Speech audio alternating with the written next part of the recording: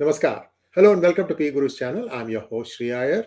This is an important morning session on a Sunday, and I'd like to welcome our guest of the day, Utsav Chakrabarti. Utsav, Namaskar and welcome to P Guru's channel. Namaste, Namaste Shri, and happy to be back. Utsav, today is a very important day in the calendar. Maybe you can start with that and then we can segue into our topic. Go ahead, sir. Well, thank you, Shri. And today I just wanted to take 1 minute of our audience's time to say that March 8th is International Women's Day. So on that day, please spare a minute or two, go to our Twitter account and retweet to your congressman if you are in the US, to your elected officials, to remind them to reintroduce House Resolution 1430 in the 118 Congress. That is the formal recognition of the 1971 genocide, in which nearly 3 million people were killed, nearly 250,000 women were raped, most of them Hindus, and many more unaccounted for, because there is so much stigma attached to rape and this kind of victimhood that nobody really knows how many women were raped. So on March 8th, please visit our Twitter account @HinduACT, Hindu Act, and tweet to your lawmaker. Just wanted to take 1 minute. Go ahead, sir. Go ahead, sir. Go ahead No, with today's that's it topic. from me. That was the minute. Wonderful, wonderful. So today we are looking at an important topic because we've all had our turns trying to explain to some people, listen, this narrative that you are carrying, it's fake. And you're not even willing to listen to the other side on the story. If you want to make an opinion, and that too if it's an important body that is being funded by the state, you would expect them to listen to both sides of the argument before you come to a conclusion, and that has not happened. And that's what Utsav is here to talk to us about. He has a presentation also. Utsav, take it away, sir, and we are really anxious to know what's going on. Thank you, Shri. And I just really wanted to draw everybody's attention to a recent article that came out in Global StratView. It's a news media out online.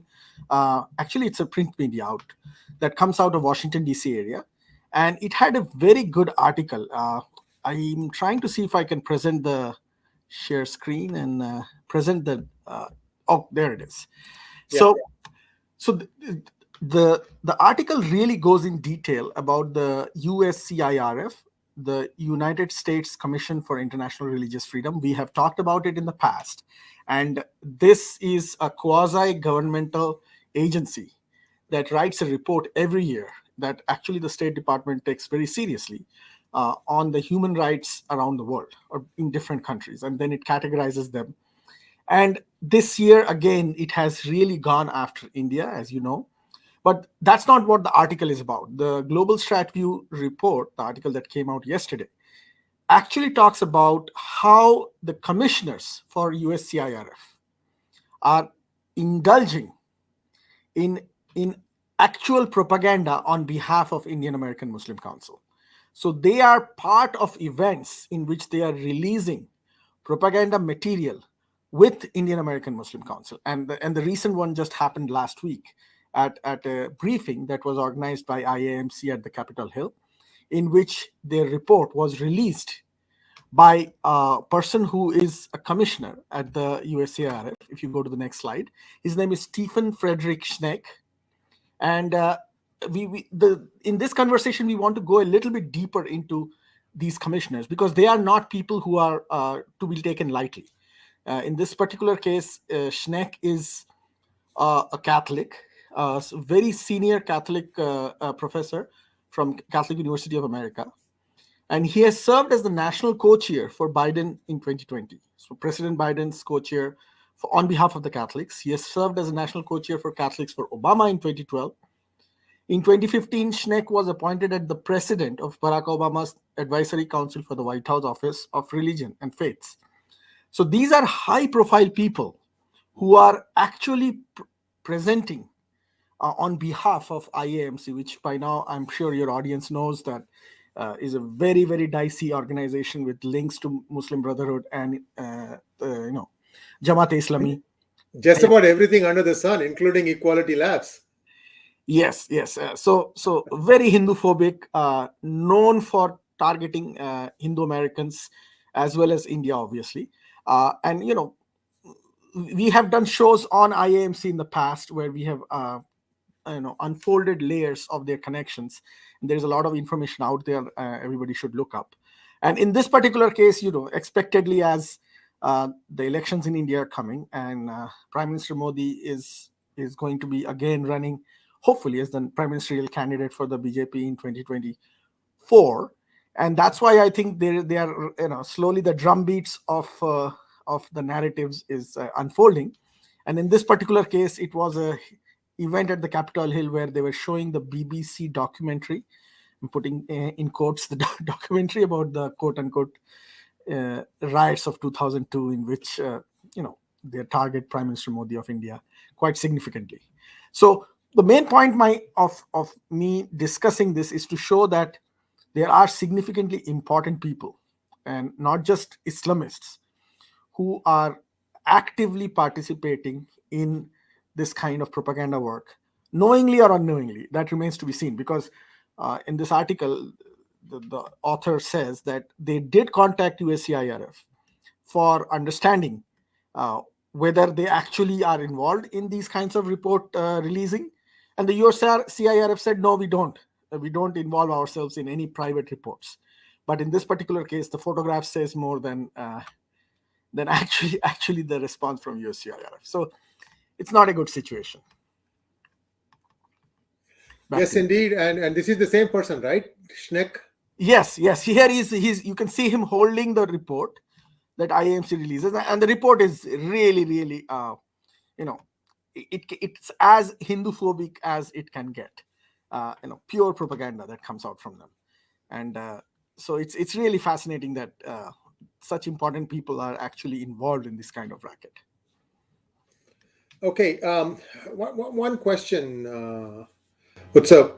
USCIRF has said that they don't do it, but then Hmm. one of their commissioners has done it. Is he on the current board of commissioners? Can there be Yes. any action taken? Yes, so there should be action taken by USCIRF, and we must see whether they will actually act upon it. But he's not the only one. So I will go further and say that in December 2022, at another congressional briefing, another of their commissioners, David Curry, who is this is the person, David Curry. He's the president and CEO of Global Christian Relief. He's also one of the commissioners. Uh, he is also was involved in releasing a report of Indian American Muslim Council back in December 2022. And the reason it is very interesting I mentioned both these names is because if you look at their bios, David Curry became a commissioner by the appointment of a Republican leader. So House Minority Leader at that time, now House Majority Leader Kevin McCarthy, who many Indian Americans actually donate to and is very friendly with, was the one who appointed this commissioner. And if you go back and look at Stephen Schneck, he was actually a Democrat. He's actually a Democrat who is very close to the Biden administration. So you can see that there is a bipartisan, uh, how should I say it, misunderstanding and misrepresentation on behalf of USCIRF when it comes to India, as can be seen by the way in which Indian American Muslim Council is using both of them. So it's two commissioners who are currently active. Let's go to the next list. There's also Mainza here that we should Yes. also touch upon. Yeah, go Yeah. ahead. This one. Yeah. So of course, in all of these events, the ex-former commissioner Nadine Menza is there, and Nadine Menza we have discussed in the past. She's one of those people, who she was the vice chair of the USCIRF, and then, she has played a significant role in forming the opinions that USCIRF currently has over the past 4 years. And to be honest with you, Nadine Menza has a good position vis-a-vis our perspective when it comes to the Middle East. She goes after the Muslim Brotherhood. She targets radical jihadists, ISIS, Al Qaeda. But surprise, surprise, when it comes to the Indian subcontinent, she's friends with the same people. She's very friendly with Jamaat Islami and its proxies when it comes to India and the Hindus. So there is kind of this dichotomy. We have discussed this in the past, when it comes to Nadine Menza. But what I wanted to point out interestingly here, and this is again from the Global Strat View article, is that Menza worked alongside UC Berkeley professor Angana Chatterjee. And Angana Chatterjee, if for those of your audiences who follow these issues, since the early 2000s, Angana Chatterjee is known for her connection to Ghulam Nabi Fai, who is a Pakistani, for lack of a better word, spy, who was arrested and has spent 2 years in prison in 2011. And Angana Chatterjee was actually named as one of those who received money from the Pakistani spy, Ghulam Nabi Fai. So Menza is very close, has worked very closely with Angana Chatterjee at a company called Hardwired Global. So, it's a small world when it comes to these people. They all know each other and work with each other, and have some eyesight shadows lurking around them. Yes, yes. Let's go to the next slide. You were going to talk about the structure. There you go. Go ahead. Yes. So this is my staple diagram that I refer to is by Disinfolab, and it's now 2 years old, I believe. But this again, shows where IAMC is in the middle. You have USCIRF to the left here, and this network diagram basically shows how Nadine Menza, Angana Chatterjee, Rashid Ahmed, who is from USCIRF, and Ajit Sahi, also from USCIRF, along with Sheikh Ubaid, are connected.